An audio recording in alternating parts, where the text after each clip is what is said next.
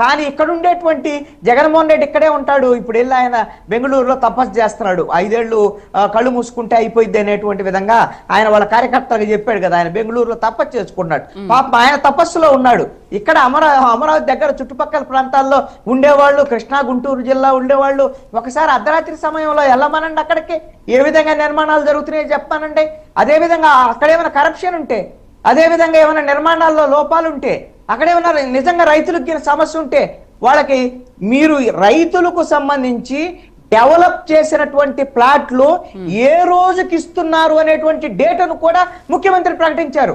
ఒకవేళ ఈ డేటు కూడా కాదు, ఇలా నిర్మాణాలు జరగటం లేదు, ఎక్కడ రోడ్లు ఉన్నాయి ఏంటి అని అంటే వెళ్ళమనంటే వాళ్ళు వెళ్ళి అక్కడికి వెళ్ళి అమరావతిలో కూర్చొని అక్కడ కూడా ప్రెస్ మీట్ పెట్టచ్చు, అక్కడ కూడా మాట్లాడచ్చు. వాళ్ళని కాదనే వాళ్ళు లేరు, అడ్డుకునే వాళ్ళు లేరు.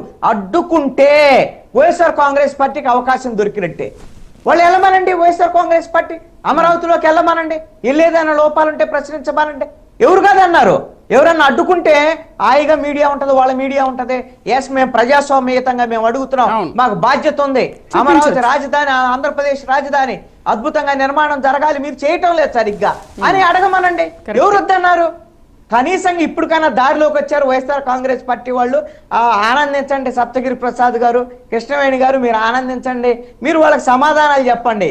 ఇప్పుడు వైఎస్ఆర్ కాంగ్రెస్ పార్టీ మొన్నటిదాకా ఇవన్నీ చెప్పి అమరావతి మీద ఆడిపోడ్చుకొని, అమరావతి మీద అసత్యమైన ప్రచారాలు చేసి, అబద్ధ ప్రచారాలు చేసి 2024లో బొక్కబార్ల పడింది. ఇప్పుడు కూడా అలాంటి అసత్య ప్రచారాలు చేసుకోవాలనుకోండి, ఇక రాజకీయ భవిష్యత్తు అనేది వైఎస్ఆర్ కాంగ్రెస్ పార్టీకి ఉండదు. ఉండకపోతే ఎవరికి అవకాశం? మీ తెలుగుదేశం, జనసేన, బీజేపీకే కదా.